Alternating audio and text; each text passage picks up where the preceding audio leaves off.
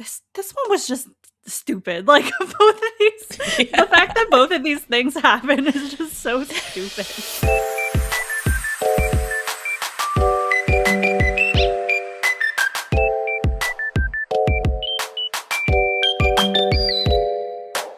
Hi guys, welcome to LoveCast, the BL podcast. I'm your host Alexa, and I have my fellow host Kayla with me today. Hey. So as you can see, Pixie is not with us today. There is probably going to be a couple of videos over the next couple of weeks or so on various platforms, whether that's Patreon or YouTube, where Pixie will not be here because she is on vacation. She's actually in Thailand currently, but is not doing anything BL related. It's a family vacation, but it just worked out, or I guess didn't work out, for us to be able to pre-film enough before she left that it was going to end up being content where you won't see Pixie for a couple weeks. Some of it will just be me and Kayla. Some of it we're planning to have some friends join us to discuss certain topics. But this one just happened to work out that it's just the two of us. And yeah, we are going to be jumping in with our first catching up with the BL fandom of the year. You guys really liked this series last year, so we kind of talked about making it a more regular thing on the channel. So this is the first one of the year. The timing worked out because there's a lot of stuff going on to talk about right now in the fandom space. So knowing Kayla and I will have a lot to say about everything. I guess we should just get right into it. The first couple of stories we have are things that we both kind of collectively brought notes on. And I think the big one that I'm guessing by the time this comes out, people will probably still be talking about it is there was a big situation with Jojo Teichorn, the director, who is currently working on GMMTV's GL series Girl Rules. And a couple of different fans, one particular fan, but there were a couple of different fans on Twitter that kind of were saying some things, and the whole thing led to Jojo deactivating his Twitter. So I kind of went back to, I mentioned this in our Patreon exclusive episode that we did recently, that fandoms for Girl Rules and Only Friends Dream On have been beefing. I'm putting that in quotes. I can't really think of a better word. But they've been beefing lately over which of the two shows should be airing first. They were both announced at the same showcase, so they've both kind of been on the same timeline. And both of them are shows that have had a longer wait period between the announcement and the filming and the airing than we typically see for GMMTV shows. So I think fans have been really on edge about both of those shows and kind of really antsy to know when they're going to air and kind of feeling frustrated with how long they're taking. And this past week, or I think it was last week actually at the time of filming this, Only Friends Dream On finally got a release date and a trailer dropped. So Only Friends Dream On is airing at the end of the month. And I think that kind of reignited a lot of the frustration with Girl Rules fans. So there are a couple different tweets that started floating around on Twitter. Some of them kind of saying that Jojo indirectly confirmed that Girl Rules wouldn't air until March, which he later confirmed that that is not something he ever said and is not something he has control over. But the big one that really went viral is there was a fan of, I think it was Namtan and Film fan, tweeted saying that Jojo was being lazy and doing nothing to keep the fans engaged while Girl Rules was taking such a long time to film. And in that tweet, they ended up using the F slur towards Jojo and saying, like, I hope that he sees all this and, you know, directly, like, calling him out, I guess is the word I'm looking for. And Jojo did in fact see the tweet, and he kind of came back and like embraced the slur and was like, hey, yeah, maybe so, but that's something I'm proud of. And he was saying that like as a director, like his work is behind the scenes and he does not have, his job isn't to promote the series. Like that's not something that fans should be putting on him. There was another tweet where this was the one that had mentioned him saying something about Girl Rules airing in March. And he was like, hey, I never said that. And he's like, I really don't appreciate you implying like bad things about my work ethic. Like I'm doing this project because I really care about it. And there's nothing else behind that. And then eventually after kind of having these confrontations, he ended up deactivating his Twitter. So that was earlier this week, and as of the day we're recording this, which is the 14th, he is still off of the platform. So yeah, a lot of fans had a very strong reaction to that. Obviously, people were very upset that this person, who I guess is claiming to be a fan of queer media, is like going around using slurs towards another queer person because they're unhappy with something that is completely out of his control.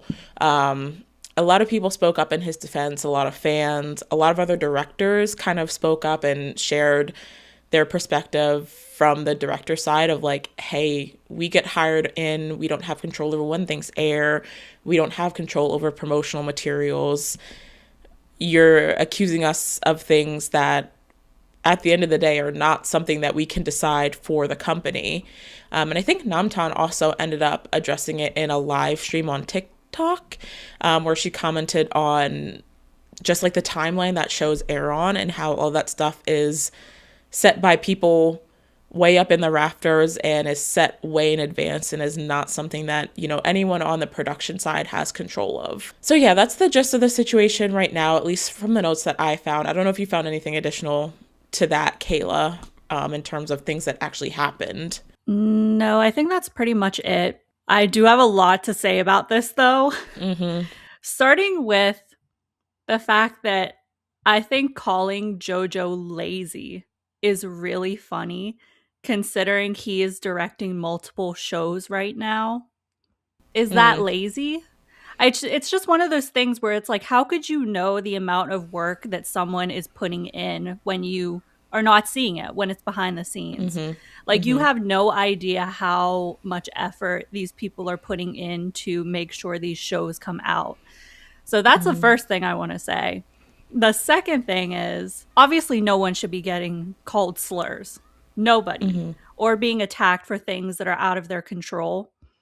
But I think to do this to Jojo is on another level because he has been so dedicated to elevating sapphic stories and characters. Like, he's someone who genuinely cares about representation in BL, specifically representation of queer women, of women in general. Like, it's just crazy that he's the one that is getting attacked like this, that he's the one getting called a gay slur, when he has honestly done so much for the industry and pushing them forward in a more progressive way for everyone, including sapphics. Yeah, no, 100%.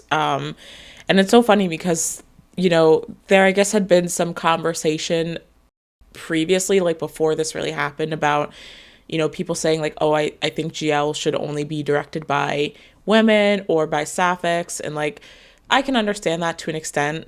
But, you know, if you were going to have a man dedicating your sapphic show, like, Jojo is truly like one of the best options out there because he does care so much about all queer identities and has always been so inclusive of all queer identities in all of his projects. And if you look at things like The Warp Effect and They Will Be Free, which are, you know, his projects outside of BL, and even within his BL, you know, he has gone out of his way to like represent sapphic identities and identities beyond just gay men, which, you know, are the main topic, the main characters in a BL, I guess. So yeah, it just really sucks to have this come down on a director who is such a strong advocate for advancing representation in the space and really pushing for more examples of diverse representation in the space. The timing of this is really so interesting because we just mentioned in our episode about BL and queer media about how the LGBTQ plus community can be a little cliquey at times. And I think this is a good example of that. Like, just because we're all queer doesn't mean we're not divided within that acronym. There's still a lot of hate that gets circulated between the different groups under the queer umbrella. And that is also just really sad to me because it's like, why are we divided? Like, yeah, that's not going to help to, again, like, make any progress in the long run for the community. Yeah, like, I can understand where GL fans come from because oftentimes it does feel like women, especially in a big company like GMMTV, are getting the short end of the stick. So like, I can understand the frustration of like feeling like you're always scrambling for crumbs, I guess, when there's no shortage of BL content coming out from GMMTV. But it is like something that, and I think this comes back to the way the industry promotes it, like it's like almost by nature divisive. Mm-hmm. And then I think, existing in these separate circles and online spaces, just like you said, makes things even more separated and cliquey. And it kind of really makes me think of how, when these things happen, people are like, I don't know, it really emphasizes how different queer spaces are online from queer spaces in real life. Like, I don't know, it just feels so much more divisive. And not to say there isn't divisiveness in queer spaces outside of the internet. Like, that's a huge issue there as well. But I don't know, I think something about being online just really kind of amplifies that divisiveness and that cliquey nature, and like this separation between these two genres that are trying to do the same thing and trying to showcase queer stories within, Thailand and the other countries that they exist in. Yeah, I totally get where GL fans are coming from. I mean, we've talked about a lot of instances where GMMTV have not treated their actresses Mm-hmm. that well. It's so obvious. Like, it's something that isn't even hidden. It's so obvious that they care more about the Mm-hmm. male actors and the BL side of things. But I just, again, come back to the fact that, like, JoJo specifically being targeted because of this thing that's very systematic, that's not his fault, that doesn't rely on him. It's just so counterintuitive. Like, I always say this, but truly, to critique the system, you should not be like attacking the people within it who are trying to do better, who are trying to make a difference. Like, this issue that people have is inherently with GMMTV being a little misogynistic. I don't know. I don't know what the solution is to, like, getting, I guess. I mean, we have seen there are a lot more GLs that were announced this past Mm-hmm. showcase. There are so many more GLs, but we know that that might not always result in the actresses in these GLs being promoted in a way that feels complete or like proper. So I don't know what the Comparable. solution is. Yeah, I don't know what the solution is to, I guess, like, elevate these GLs to be on the same level of just like promotion and involvement on just like a company level, like a marketing level. Yeah. I mean, the demand for GL is so big too. It's so large. So maybe GMMTV will finally start to see it. I think they are a little bit, but still, I think they are valuing BL well over GL. So I don't Yeah. know. No, 100%. Yeah, I don't know if there's a solution to that aspect because it is something that runs so systemic and so deep. And I know that fans try really hard, like, to showcase like the engagement that GL has, and that, they can make just as much noise as any BL that you put out there if it's given, the proper tools to do so. But I think it's something that, specifically in the case of GMMTV, it's probably going to be a couple more years before we see even the potential of GL being seen equally to BL. Because, yeah, like, we're slowly getting there. But like you said, it's still so unequal. And so I think it's going to be some time before we see that. And I do think, like, fans speaking up about injustices in terms of treatment and stuff like that is important. But yeah, you have to be speaking to the right people or calling out the right people. And I don't know why it's become the norm in the BL and GL space to blame the director for literally everything. I don't Right. know if it's because, like, in terms of production, they're usually the most outspoken person on the production side, but they get blamed for bad writing. They get blamed for bad editing. Anytime something in a show goes wrong, like, the director gets the blame when they are just one person in the whole production process. So, and in this case, like, the thing they're upset about is not even an aspect of the production. It's about the timeline of the Mm-hmm. show and the show's airing, which lands with GMMTV. But I don't know. I think we just need to step back and evaluate, like, where we're putting our anger, because, and this is, we talked about this last time we did this episode with New, like, how the directors are And Jojo even mentioned this, like, hey, a lot of directors aren't even online in this way. So maybe that's part of the problem, that like, you know, you want the director to provide you like behind the scenes content and online tidbits, but them being so online also opens them up to like these really harsh criticisms that they're not deserving of a lot of the time, or that don't fall solely on them. So yeah, I think it's a really interesting like place that we've gotten to. So I would love, like, I don't know, I think we just kind of need to step back and like evaluate where we're putting our frustration, the way we're expressing our frustration, because, you know, criticism is one thing, but anger and slurs are never ever acceptable, no matter how upset you are with a person.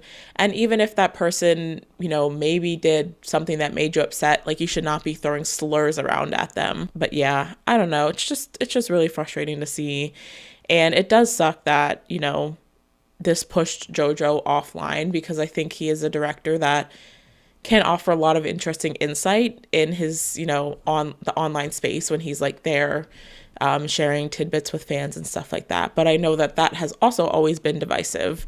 When you look back to things like OnlyFriends and the types of tidbits he was sharing about like the editing timeline and things like that. So maybe him being off of Twitter is for the better at this point in time. I think it's for the better. Just in terms of mental health, I felt the same way about New too. Obviously, it's something that, I mean, there's no way that it can't not affect you to always have people be criticizing you so heavily about every little thing. I also think people have gotten a little spoiled by GMMTV because they tend to put out shows pretty quickly. Yes, And I so had this on whenever a my show thoughts too. is like, yeah, whenever a show is like on a normal timeline for any show ever, people are like, why is it taking so long? Is it ever coming out? And I'm like, it's just a normal timeline, you guys. Like, Yeah. but just the fact that GMMTV kind of has this assembly line of shows constantly coming out has, I think, warped people's perception of just how long it takes to produce a show and get it on air. Yeah, especially if you're wanting to make a quality project, which so much of the criticism that GMMTV gets lately is that their projects have dipped so far in quality. And, you know, we've talked about how, like, we feel a lot of that is because of how fast they are going through these productions of multiple shows at a time. So, you know, in my head, like, if they're really taking their time with Girl Rules, and there's so many different aspects that they have to take into consideration of scheduling filming and things like that as well, with these actresses having so much other work going on. What was it announced? So the 2020, one of the 2024 showcases. So yes, like by GMMTV standards, that's a long time in between shows, but you know, if it's a ensemble cast and a director who has multiple other projects going on and production crew who have multiple other projects going on, like, things take time, and I hope that that is for the better and will showcase a higher quality project in the end, if nothing else. So I would be scared if it didn't take that long, to be honest. right. Like, I'd be like, okay, they just threw something together. They just whipped something up. But whenever things take longer to come out, I'm assuming that they're taking that time to really perfect everything and make it like the best quality possible. So I don't know. This whole thing did not have to happen. It didn't have to be a thing. Yeah. No, it's wild. I think people have gotten way too comfortable online, and I think we need to start doing more to shame people publicly when they are acting like this in online spaces. And I know the person who made this tweet has since like deactivated their Twitter and stuff like that. But yeah, I think we need to just like start being a lot more cognizant of the way we are acting, specifically in online spaces, because it's like such a lawless land. It feels like sometimes, like, you really just have to, like, you really got to put people on blast when they're doing shitty things. Like, a lot of the times that's the only way to get things through to people. So, but yeah, hopefully all is well with Jojo, and being off of Twitter will be better for him than being on there was, if nothing else. And I'm sure Girl Rules will be here soon. I'm looking forward to it. So I'm happy to wait for a little bit longer if it means a high quality product. So another thing that recently made Alexa and I very angry when we saw happens to be another I guess, fan interaction. You know how the actors, after an episode of a show comes out, they'll tweet in Thai and then they'll do the tweet in English that's like, international fans, like, what were your thoughts? The Demundi artists do this a lot. Mm-hmm. So TT made a tweet like that, asking the international fans what they thought of the latest episode of Duang With You. And a fan quote tweeted it and made a very ableist comment about the characters in Duang With You possibly being autistic. I feel like I just have to like read it because the wording is very interesting. So they said, "This is so sad. The director made this series super childish and unrealistic. Many international fans were complaining about this. Duang appears to be autistic with his friends. They have given the same director to Uu Save."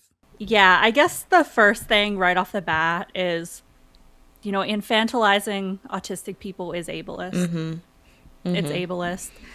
To an extent, I wanted to give this person the benefit of the doubt because it seemed like they didn't even know what the word ableist meant. Like, I was looking through, they were replying to every single person, by the way. I was going to say, I did see in the replies that they were like, oh, like, I can understand that this is bad wording and, I wasn't trying to imply that something is wrong with being autistic, but I don't know. But the reason why I'm no longer giving the benefit of the doubt is because when this blew up, I went to their page and they were tweeting about how stupid it was that people were canceling them for something that didn't matter. So, of course, I don't think they were actually apologizing for anything. I don't think they were, or if they were, I don't think they were actually sorry. So, my benefit of the doubt was kind of, it was kind of taken away there because I do think there are instances where you just have to let people like, okay, they learned this thing and now they're going to like change or whatever, like something that they weren't aware of before, but kind of like doubling down on it in other tweets, I actually don't care that people called you out for this. Yeah, that happened. And even though I think they initially weren't aware that basically alluding to autistic people being childish is offensive, I think it's one of those things where it's like, well, the damage is kind of already done. You already said it. I had that literally exact phrase in my notes. Yeah, it already offended people. It offended me. It's the whole like framing of the idea that Duang and his friends possibly being these autistic coded characters, that it's a bad thing. That's what the issue was that people had. My one thought is like we need to kill the idea that like rom-coms are inherently childish and unrealistic, and also that something being youthful is inherently cringy or bad, which is something we've talked about a lot. But then like when you also tie in the idea that the childishness comes from one of the characters whose traits are, being read as autistic by the audience member, by autistic audience members, and by people who are really seeing themselves in the character, and you're tying that to the childishness that you're implying is there, I think it really just takes it to another level. And I feel like I don't even really know why that person needed to mention autism in their tweet, because literally it didn't really feel like what does this got to do with me? Exactly, because I'm like, okay, it's one thing if you think the show is childish. I disagree with that, but you can say whatever you want. But like bringing up the autism then right after that, like I don't understand how that like could not imply that you were seeing autism negatively, So I don't know. It was just a crazy thing to say. Like to me, like it's been so cool to see how many people are identifying with Duang. And I love all the edits. I love when they edit to that, like, I love this autistic man. And would I be wrong if I asked him at dinner, is he autistic? Like, I just love seeing, like, community rally behind a character like that. And it's been really fun to see. So it's a shame to see people, like, I don't know, to see ableism come out and something that should be such a positive thing for the community. And that, like, I mean, people also really did rally behind the character of Duang after this as well, and the TT's portrayal of him. Because I do think a lot of this is, I read the novel last year. They definitely don't explicitly mention like the idea of Duang being autistic in the novel, but I do think a lot of these like mannerisms are coming from TT's interpretation of the character specifically, just based on what I remember from the novel. So, you know, I think a lot of people are also rallying behind like TT as the actor who is like making these choices and things like that. But once again, it's just a crazy thing to say publicly. And then like act surprised when people are upset about it and take offense to what you said. It is so crazy. I really had that reaction of like, what is this? Whoa, like that came out of left field when they were like, Duong and his friends are autistic. I was like, okay, because we started off with exactly what you said, where it was like kind of hating on it because it's a rom-com, like a lighthearted thing, but then they threw in the ableism and I was like, whoa, I was like, this is crazy. Yeah. You don't see this every day. And from 0 to 100. If the series is too childish, if it's maybe leaning into the comedy too much in their opinion, I want to know how they want the series to be. Like what do they want the tone of the series to be? Do they want it to be like a serious drama? Because I can't imagine the show being a serious drama with everything that's going on, all the hijinks and shenanigans. Like, I don't know how you could make that anything else. Also, it's like, does being just like a ray of sunshine and happiness mean that you're autistic? Like, why do people in that case, you know, hate characters that are just like happy sunshine golden retriever type characters? Like, why? People just hate fun. What is the hatred for that? I think people are miserable. Like, I already said this in our last episode. I think people are seriously like miserable, and I kind of get it to an extent because the world is crumbling, but at the same time, come on. Like, wouldn't that make you want a little whimsy in your life even more? Like, if shit is so bad in real life, like, I don't know. Yeah, it's just so weird to me to like approach watching a series from that way.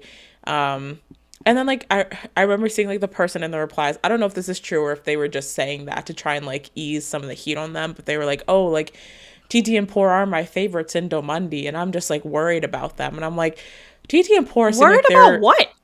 They're having a great time playing these characters. Like, TT is having the time of his life playing Duang, it seems. So, like, what is there to worry about? Like, even if you interpret... What? Right, exactly. Because, like, even if you view the show a specific way, shouldn't you be happy if your supposed fave is really proud of the work that they put out there and wants to know how their audience feels about it and is excited at the prospect of their audience like sharing their thoughts about it? And then like that was the other thing, is a lot of people were saying like the fact that this person directly quote tweeted TT and it was getting a lot of engagement, like they were worried that TT would see that and you know the actors would like kind of take that and internalize it as something negative towards them. So just like, if you claim to care about this person, like, why are you acting this way online? And I kind of wondered if that was in tandem with that tweet that Poor put out. I don't know if you saw this, where he was talking about how he's like a very quiet, introverted person, and like he hopes that people don't like see him as too icy, and that like, you know, he is very similar to Chin in some ways and stuff like that. So I think a lot of fans are worried that TT and Poor are seeing this stuff and are like really internalizing that because they are so young. Like they're what, like 21 and 22 or something like that.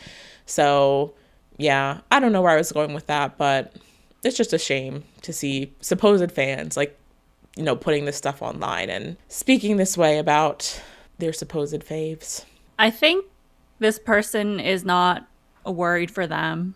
I think they're worried that TT and Poor are not adhering again to like what they want them to do, how they want them to go about things. I don't think it's a worry for them. There's nothing to worry about. Duang With You is doing great. It's pulling great numbers.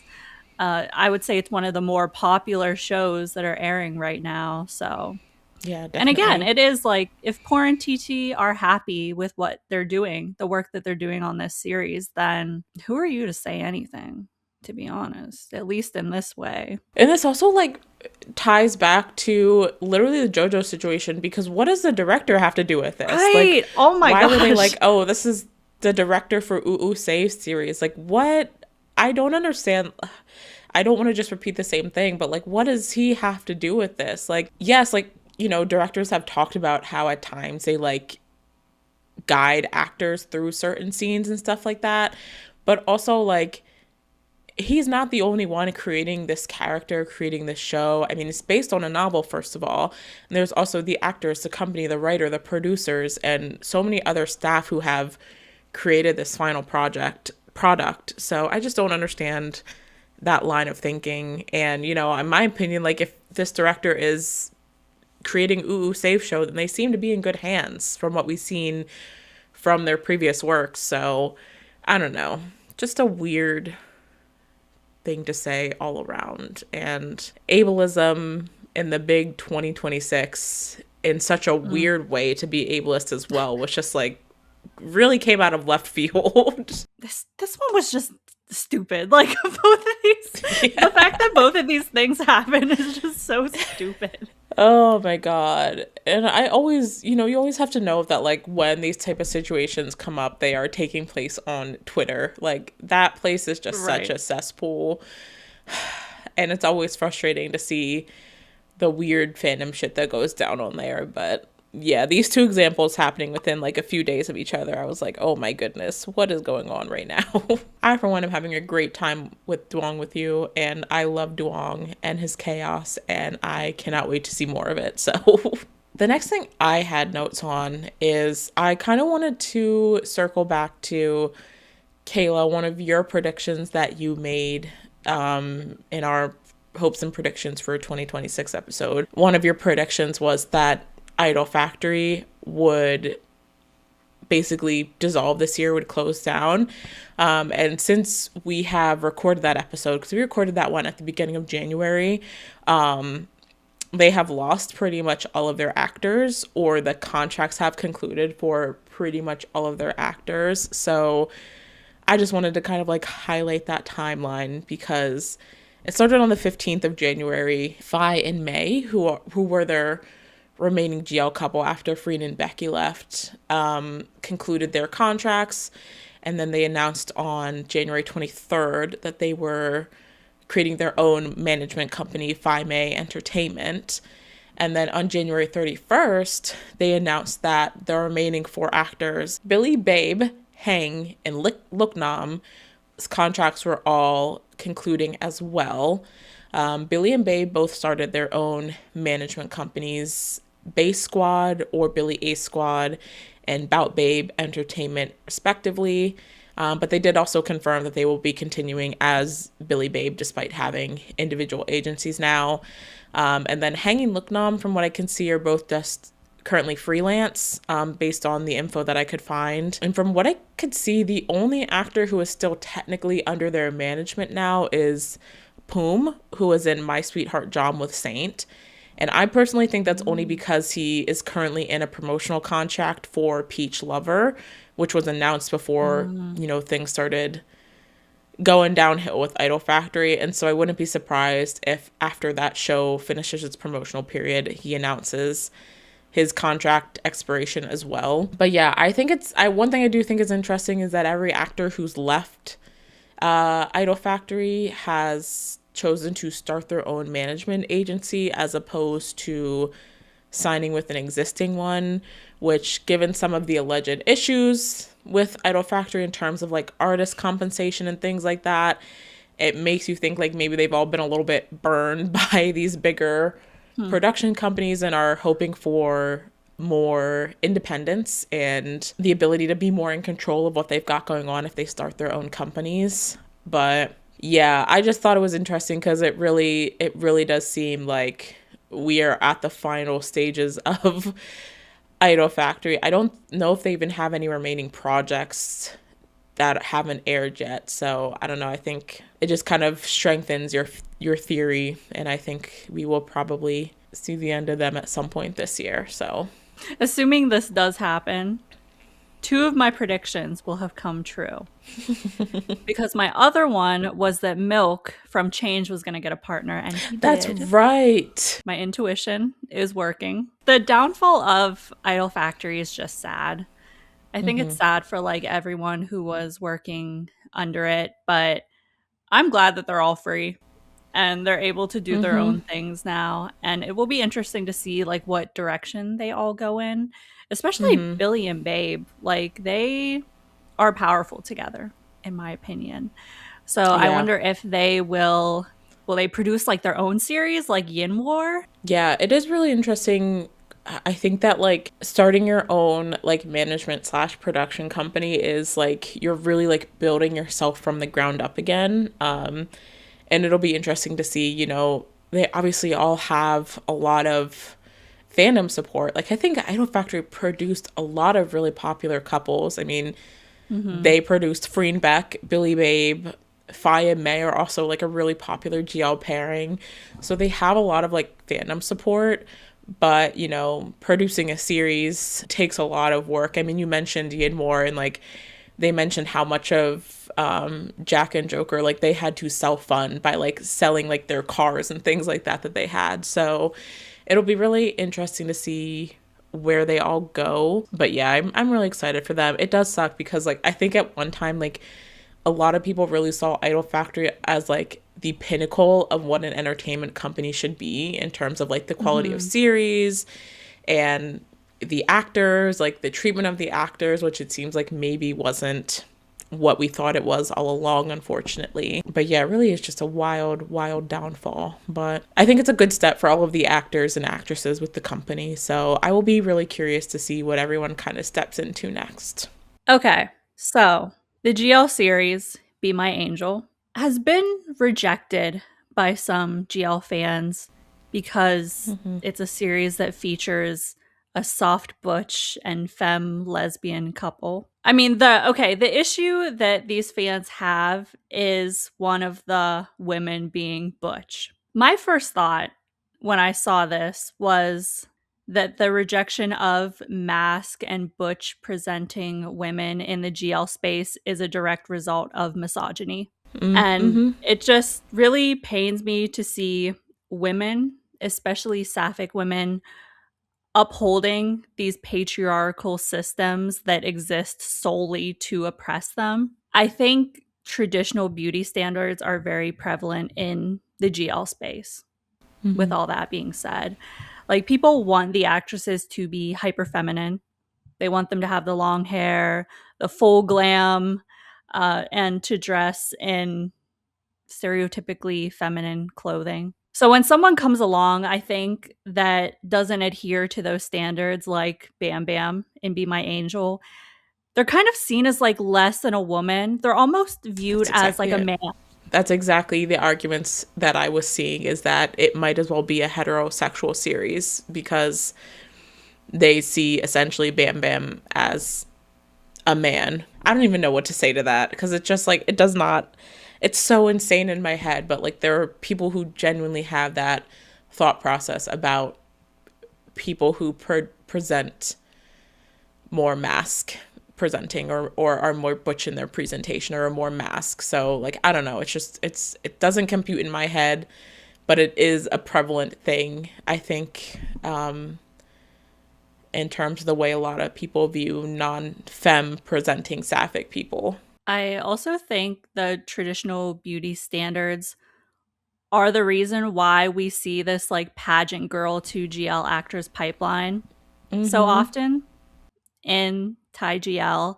I think that transition works so effectively because pageants celebrate and reward traditional beauty standards and upholding them. So yeah, again, like I don't know like what to say about this because it feels like such a stupid argument to me that people have of Bam Bam not being feminine enough to be considered a woman.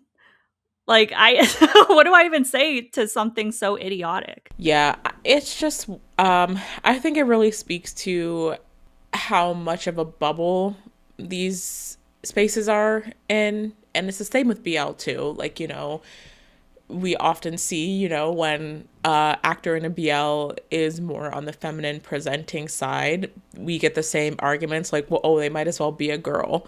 And, you know, Bam Bam might as well be a boy. And, you know, this might as well be a heterosexual relationship. And it just had me, once again, I'm going back to this, like, this idea that, like, this is such like I can't even say chronically online take, because I know these opinions exist in the real world, but it also is so chronically online to think that what you see in BL or GL is the only way queer people can exist and can be valid.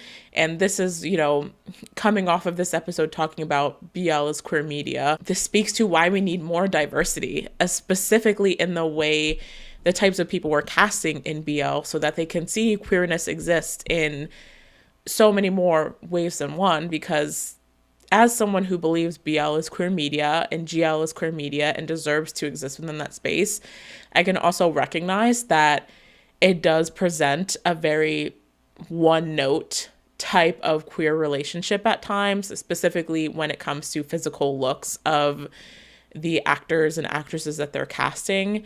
And so I think it could help these genres a lot to incorporate more diversity in the way that we're casting these roles and we're casting these characters. And that's something I've always felt strongly about in terms of BL and GL and media in general, because this is definitely not just within this space.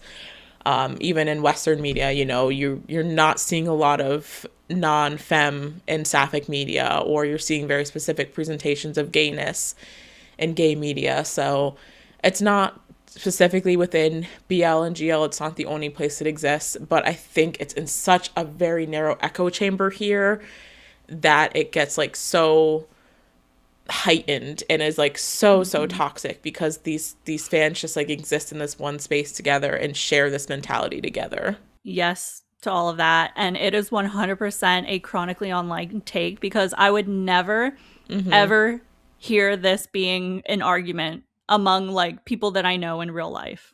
I ironically think it's very, very heteronormative to associate, I guess, a butch lesbian with being male. That's kind of what you were getting at. Like, it's very heteronormative, which is again counterintuitive, because you want a sapphic couple on screen. But whenever there is one that one of them maybe presents in a different way, it suddenly... You try to assign heteronormativity to them. Yeah. Exactly. You're the one assigning heteronormativity to this couple that they're not they're not heterosexual.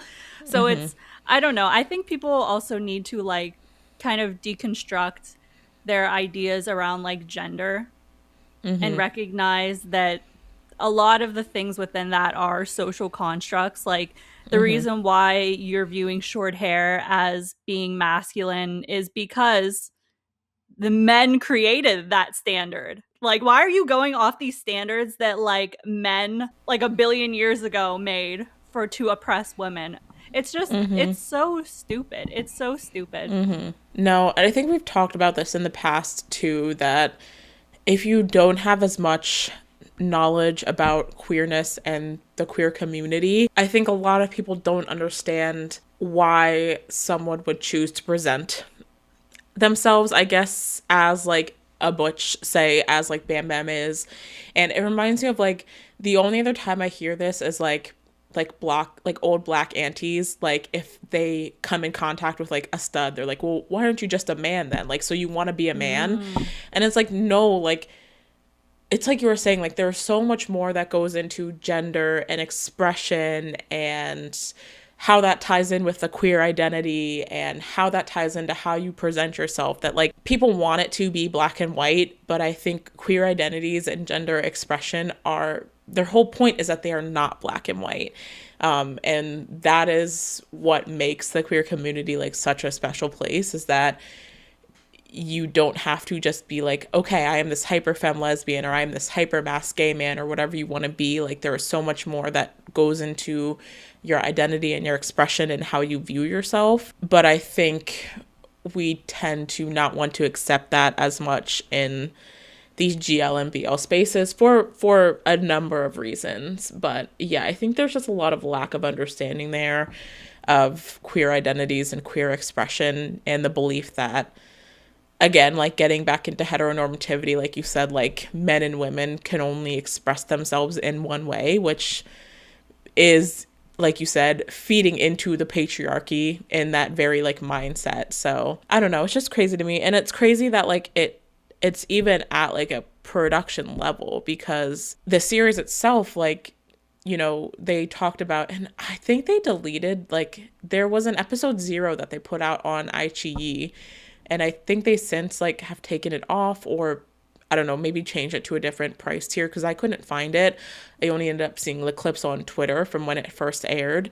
But they were talking about how like the director's wife, like they ended up self-funding the show because a lot of like investors did not want to invest in a butch femme dynamic, a GL with a butch femme dynamic, which goes to show how like the industry has not embraced that yet at all, and how, you know, it's not just on a fan level, but it is like within the production and the roots of the system as well, that we really need to start not being so narrow-minded, I guess, which sounds like such a like a, I don't know, a kumbaya type solution. I don't think it really is a solution, but I don't know. I think that's why something like Be My Angel is so important, because it is something we need to show that these type of stories are things people want to see and that they need to see. But it's sad that like so much of the GL fandom has like rejected it for such a weird, arbitrary thing.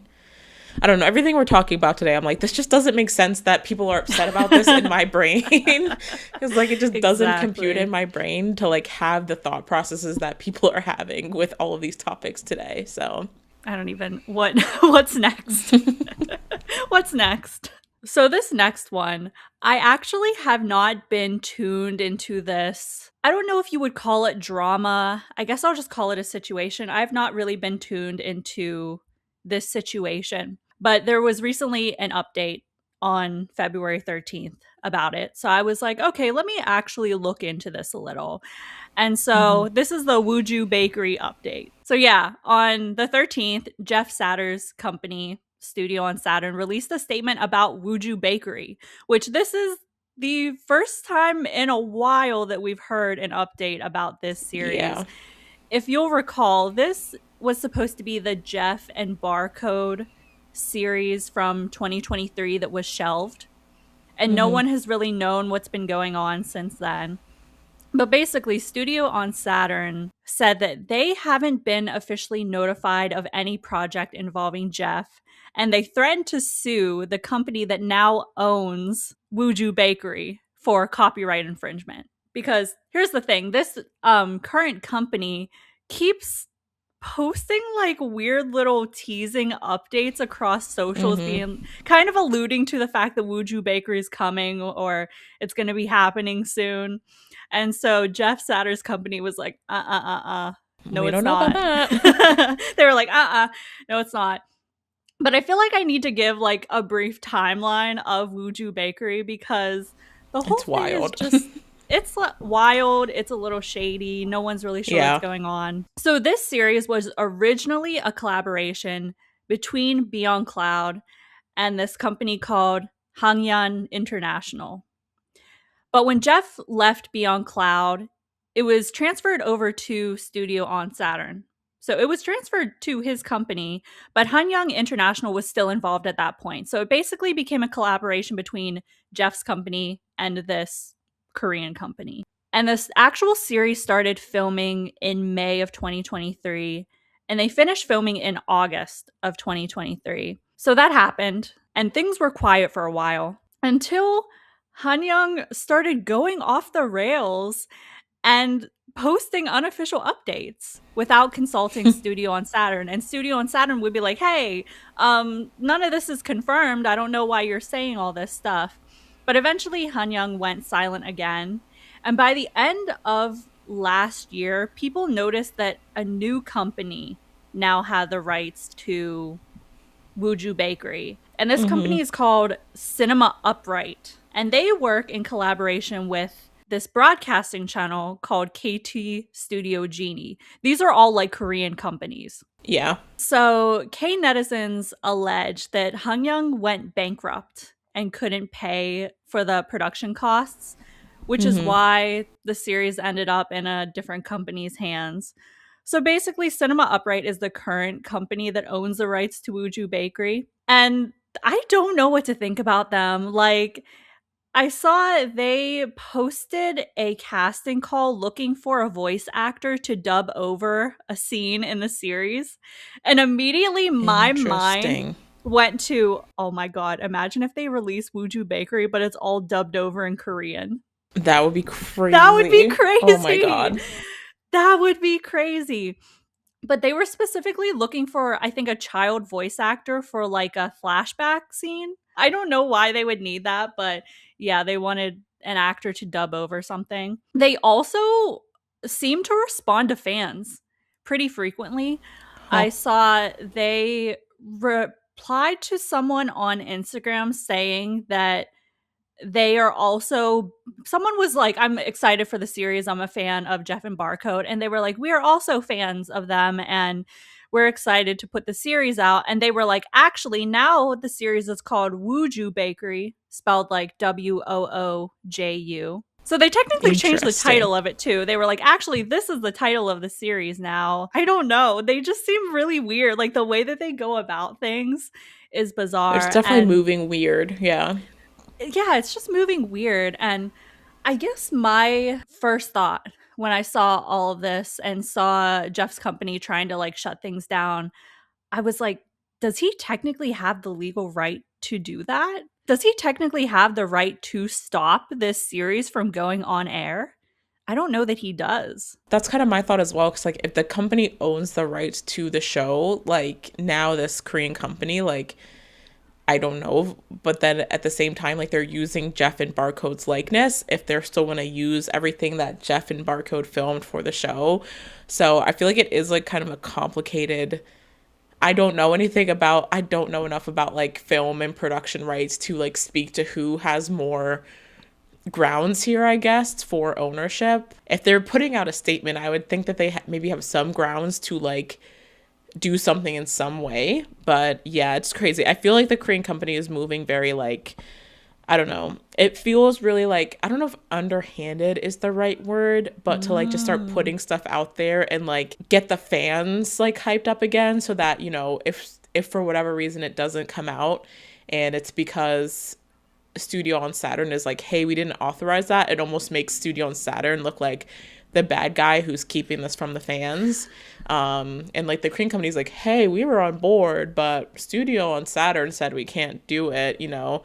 I mean, that's just speculation, or like how it would seem to me from like what they've been putting out and everything so far, but it does feel like a little bit underhanded on the side of the Korean company, like especially if Studio on Saturn is like, we have not heard any communication about this from a company to company perspective. So yeah, this is just my thoughts on it, but I don't think that Jeff and his company don't want this series to come out because they like don't want the Jeff and Barcode series out. I think it's the fact that this other company is doing things underhandedly, like you said, and behind their backs, that is making them make this statement. Like, I don't think it's that they like don't want people to see the Jeff and Barcode series. Yeah. It's that it's all like legal stuff. It's all the semantics around that. Yeah, because I agree, because Jeff has another project that I don't know if they're going to be appearing in it, but that happy ending project that Barcode is also in, like they've alluded that that one is still supposed to be happening. I don't know what's going to change now that Barcode is like in a ship with GMMTV. I don't know if that's going to affect things from GMMTV's side of things, but I know in the years since Wuju Bakery kind of like went off the radar, Jeff has kind of implied like you should just look forward to happy ending instead of worrying about Wuju Bakery, because it didn't seem like it was ever going to come. So it's definitely, I mean, and they're still friendly, like they still talk to each other and post about each other from time to time. So I definitely don't think it's anything to do with Jeff and Barcode. It definitely seems more like back end stuff was not going well, and that's kind of what led to the show originally being shelved, and now whatever's going on is also feeling very like not good communication is going on with the companies involved in this. But yeah, I don't feel like it's related to Jeff and Barcode as actors at all. I would just say don't look out for Wuju Bakery. It feels like a cursed production at this point. I don't know if I would want it to come out. So cursed. It's become like a joke in the BL fandom that like Wuju Bakery's still happening, and then it's like if you say that you're delusional. And then I've also seen like other shows that have kind of disappeared or are taking a long time to produce. People are like, oh, it's the new Wuju Bakery. I've seen that about Ticket to Heaven. I'm like, yeah, oh my gosh, yes. Fine. Please don't Wuju Bakery Ticket to Heaven. Please. No, I don't think that will happen. But it is just, again, so sad whenever the drama between the companies behind the scenes affects a project that the actors, at least at one point in time, were really looking forward to, and the fans obviously are still looking forward to it. I don't know. I don't know what's going to happen with this series. And even if it comes out, where is it going to be broadcast? Yeah, I would have to imagine it would probably be broadcast on a Korean network. And then that brings into hand, like, how accessible would it be to international fans? Because a lot of those Korean, like, streamers, like, you as an international fan have to hope, like, Gaga Ulala or Aichi picks it up to, like, for an international audience. So, I don't know. They have a lot of other stuff going on, so I would just look forward to Jeff and Barcode's other projects. Like I said, I don't know. I don't follow either of them too closely to know if Jeff is still talking about happy ending like now in 2026. But I know after things started going off the rails with Wuju Bakery, like they were like, look forward to that project. So I don't know if that one's still coming. I'm sure someone in the comments will be able to tell us either way if it is, but that seems like more of a bet than Wuju Bakery at this point. So yeah. Okay. We had some smaller things to round it out. Yeah. Something that was great news to me is that Love Upon a Time has continued filming. The production was shut down for a while because of the flooding in the area they were filming. As of recording this, they are on Q41. That was the latest update. So it's coming along, and I actually get more and more hyped for this series every day. Like initially when that trailer came out with Net and JJ, I was kind of scared because the tone was so different between that one and the one with Net and James. But I don't know, like I read the novel recently and I was like, I can actually see them. I can actually see JJ in this role. And I think it will be interesting to see what he can bring to the table in terms of acting. It will be interesting to see how Net has improved. I'm so excited for Latte and Kim, dude. I'm so excited. Yeah. Oh my gosh. And that's another thing where like initially I was like, oh, I don't really know anything about them. But I'm totally sold. I'm totally sold on the casting, and I really loved the story in novel form. So I think this is the series that I'm like most looking forward to right now. And I'm just happy that they're able to start filming again. Yeah, I think that's has to be their next one that's coming after Duang With You, because it's the only other thing that is filming. So they've made it seem, I remember hearing inklings of March or April. I don't think any of that's set in stone right now, but that would be around the time Duang With You would probably be ending. So hopefully in the spring or summer. But yeah, I read the novel last year and I remember really, really liking the story. So I am excited for that one for sure. I'm so excited. I love a historical romance is always gonna time travel, fusion, historical romance, which seems to be the main way that Thai BL does their historical romance, is someone has to be traveling through time. I genuinely think my favorite genre of the Thai novels to read are the historical ones. So if anyone has any recommendations of other ones that aren't I Feel You Linger in the Air, obviously the best one of all, Interminable, Love Upon a Time, what other ones? I think those are all the ones I can think of right now. But if anyone can think of any other like historical BL novels that I can read, please tell me. I literally like, I just love how they're written. The language is so beautiful. Mm-hmm. And like all the ones that I've read so far have had in this genre have had the best translations. Like I think they've been translated the best. So I know yeah. Memoir of Rati is based on a novel, but I don't know if it ever got an English translation. That's the only other one I can think of right now. It might have an English translation. I'm not sure. I'll have to look. But unfortunately, like there's so many Thai BL novels that I feel like will never be on our radar because I think most of the time they only ever get an English translation if there's going to be a series. So it's a shame. But the ones that we do have are really, really good. I agree that there's some of the translations and writing in them are some of the best. I think maybe because they have to take so much more care in using like the older Thai language in them. My other thing that I had is also Domundi, I'm realizing. So that's where my mind is lately. But Mr. Fanboy had their worship ceremony and their costume fitting recently. And obviously, I'm excited for everyone involved. But I'm the most excited for James. Like, come on. I'm so excited for James to be on screen again. And I'm so happy that this like gen of Domundi fan have embraced him because it has been hell. It has been hell going online every day and everyone hates James. But I see the tides turning a little bit with the new gen actors and their fans. So thank you. Thank you for that. I'm happy for James and I can't wait to see him play this like villainous character in this series. Although he said that his character is also going to be lovable, so we'll see. We shall see.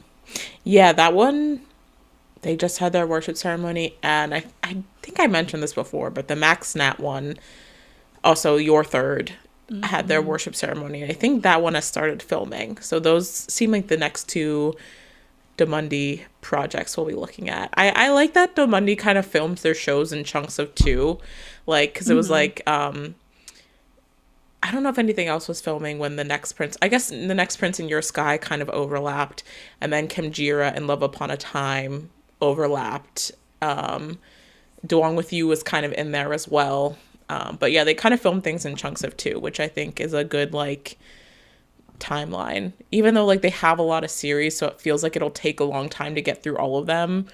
It's also like, you know, to compare it to GMMTV, you know, things are being spread a little bit more, hopefully a little bit more manageably for like their production teams and stuff like that. So I'll just be here waiting for your tuber. I'm waiting for all of them. My 10 first one. They really are. Like, I'm so Domundi pilled now. I don't know. Honestly, because of Your Sky, I've become really Domundi pilled, and I'm just looking forward to everything that they do, to be honest. So literally, I'm looking forward to the Max Nat one too, because I just know it's gonna be funny. I just know it is gonna be fun. Oh my gosh, there's actually so much coming up soon. Yeah. Soon. Yeah, soonish. I'm really excited. My intuition is telling me that the new Uppoom series, Love of Asylum, is going to be airing soon because they've been reemerging on social media. Like, I feel like they're typically a pretty quiet BL pair. But the last like couple of weeks, they've been ramping up like their TikToks and their tweet flirting and things like that. So I think that one's on the way. That's what I'm really, really looking forward to. This is going to be like a really competitive year for the end of the year ranking video because I already started to put some together and I have like 5 shows. And I'm like, it's just going to grow. It's just going to grow. There's so much stuff. There's so much stuff that also started at the end of 2025 and ended at the beginning of this year. That is technically like me and T is like already like it's preemptively on my list for the end of this year. So I'm curious to see if anything will come and knock it out of having a place on there. But yeah, it's gonna be a lot. I don't know. I'm excited about the prospect of having a lot of good BLs to watch this year and a lot of good GLs to watch. So my only other thing that I had was honestly just like a really in light of, or I guess in like opposition to all the bad online fandom moments that have been coming out over the past couple of weeks. I don't know if you've seen any of the content from the Riser concert, Yeah. but Fourth and Lego kind of like taking over the internet the last 2 days has been really fun to see. So for those who don't know, Riser is GMMTV's like music subsidiary, I guess, for like their boy and girl groups and some of their solo artists like Nanon, Fourth and Gemini, Pooh, things like that. And they had a big concert. At the time of recording this, it's happening this weekend. And Fourth has his latest single that he released is called Side to Side, and it typically features a member of Pixie, which is a T-pop girl group. But for the purposes of the Riser concert, Lego from Lycan has kind of been standing in as like the guest singer for that part of the song. And specifically, like, honestly, like, people always say Lego has chemistry with everyone in GMMTV, but the two ending, like, I want to say ending fairy moments to take a term from K-pop, but the two ending fairy moments of the two performances so far have had the fans kind of like, oh, there's a little bit of flavor here.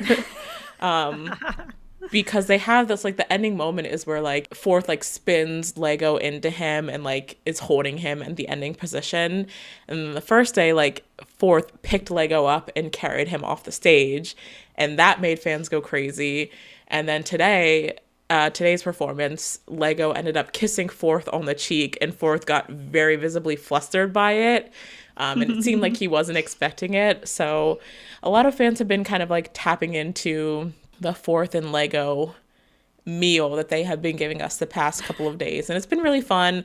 I've seen some people saying that like Gemini Fourth fans were upset about it. I personally haven't seen anything. Like, I've been seeing everyone have a really fun time and embracing the fact that, I don't know, concerts like this are a good way to like showcase everyone's chemistry with everyone. So it's been really fun to see. But I think that's by far been like the breakout viral moment of the Riser concert. So I've been noticing. I've been perusing the clips. Perusing the clips. No, that has honestly been the majority of my feed on Twitter, are just like those two clips over and over again. In different angles, every angle you can imagine. And every time, first of all, they both look so good. Like, I love Fourth's hairstyle right now, but like Lego is just beautiful. Oh my gosh, he is so beautiful. And I love the long hair look. So good, so good. But yeah, that has been a moment of happiness throughout all the online drama that has gone chaotic on. fandom spaces. Yeah. Do you have anything else? That was the only other little thing I had to comment on. No, I don't think I have anything else. Be sure to leave a comment with all of your thoughts on these various situations.